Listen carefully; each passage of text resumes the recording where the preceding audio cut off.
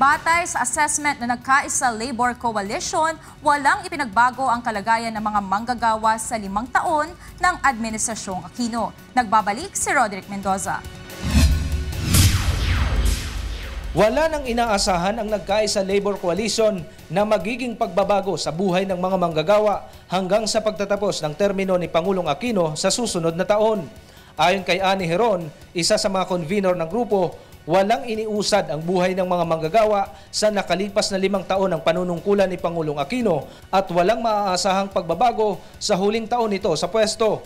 Hindi na kami nagkakaroon ng ilusyon na meron pa siyang gawin sa loob ng 1 taon. Kasi kung talagang meron siyang gustong gawin, ang haba ng 5 taon para niya ipatupad. Yung sinabi niya, no, ito ay bahagi ng social contract. Yung 22-point agenda niya ay pumirma siya. Ito ang tinatawag na social contract ni Pinoy sa mga manggagawang Pilipino.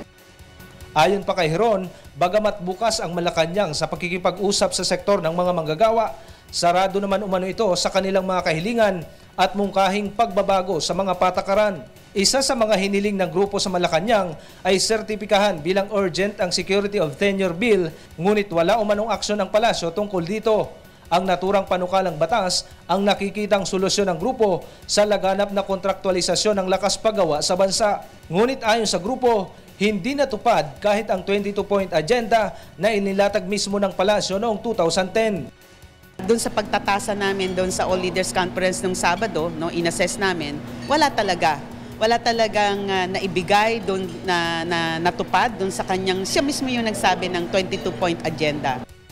Bigo rin umano ang palasyo na maibigay ang matagal nang hinihiling na living wage ng mga manggagawa. Bagamat may kaunting pagtaas sa minimum wage mula 404 pesos noong 2010 sa 481 pesos ngayong taon, barya lamang umano ito kung ikukumpara sa itinaas sa presyo ng mga pangunahing bilihin at serbisyo. Hindi makakasapat talaga eh. So, yung hinihinging tamang sweldo o yung living wage ay malayong-malayo dito sa binibigay. Sa darating na Biyernes, Mayo 1, sa lansangan na lamang umano, ibubuhos ng grupo ang kanilang puwersa upang manawagan ng hustisya para sa mga manggagawang Pilipino. Roderick Mendoza, UNTV News Worldwide.